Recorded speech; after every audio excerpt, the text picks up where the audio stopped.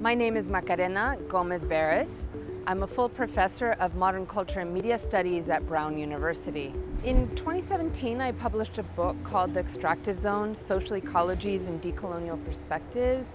And it was a book that was based on looking and studying 5 sites of ruinous extractive capitalism in Latin America, and particularly in South America. Extractive capitalism is not just the material infrastructures that we see around us.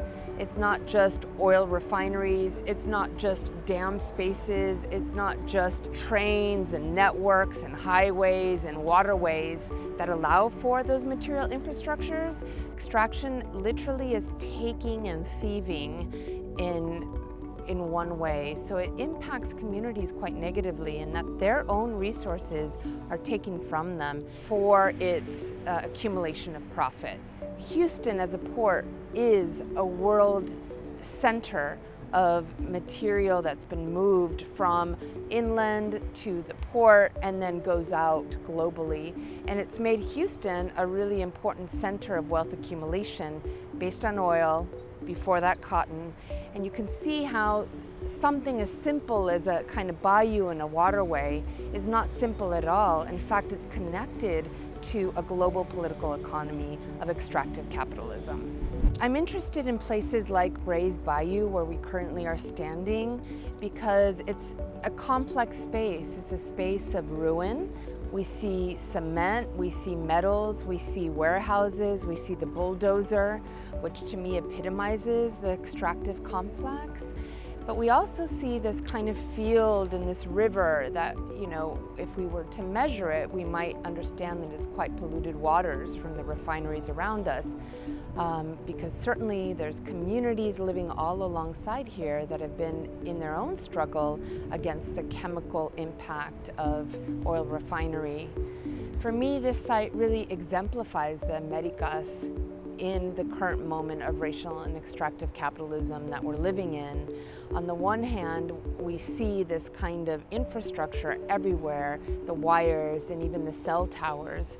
But we also see a river that can be regenerated, and some of the artists, some of the activists, and the thinkers and makers that I work with compel me to really think about regeneration. So art plays a really essential role in helping to foment our critical imaginations, helping us to see that there's not just ruin, but there's also, you know, a landscape of potential to be made together and with the more than human or the non-human, which I think is really important because, of course, we have the means of representation, we have means of voice, we have legal subjectivity, but this is not necessarily true for the rivers and the land and the air.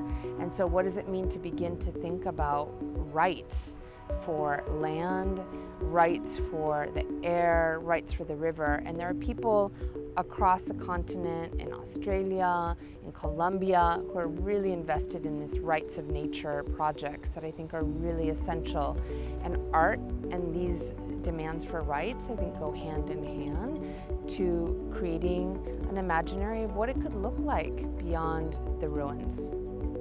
In fact, if we left a space like this for something like 5 years on its own, as we saw during COVID, as we've seen in Chernobyl, the natural world begins to overtake and rewrite itself. And I'm quite interested not only in tracking the ruins of extractive capitalism, and we must track those, and we must track power's imprint, but also being able to bring forth the liveliness of our geographies in the places where we are moving, indigenous territories, immigrant spaces, places of human transit and more than human migration, and allowing those places to have their own kind of voice. What do we do with a place like this? Where do we go? I think we make art.